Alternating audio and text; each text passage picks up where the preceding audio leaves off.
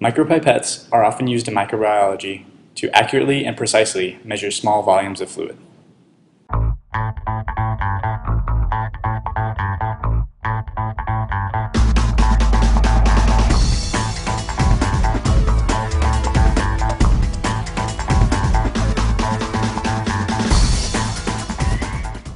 Hold the pipette so that the finger rest rests on your index finger.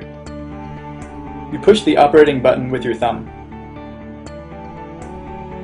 The maximum volume a particular micropipette can accurately measure is listed on the micropipette. Here the value is 20 microliters.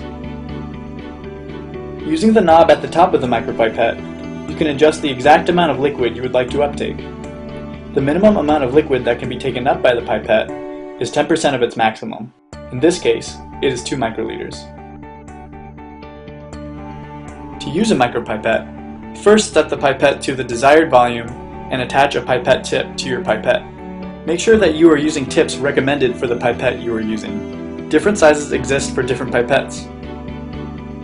Next, press the operating button to the first stop. Then, dip the tip into the solution to a depth of 1 centimeter and slowly release the operating button. Wait 1 to 2 seconds and withdraw the tip from the liquid, touching it against the edge of the reservoir to remove excess liquid. Dispense the liquid into the receiving vessel by gently pressing the operating button to the first stop and continuing to press the operating button to the second stop. This action will empty the tip. Release the operating button to the ready position. Once finished, expel the pipette tip into the biohazard container using the release button. Here, we create 1 to 10 dilutions of crystal violet with water.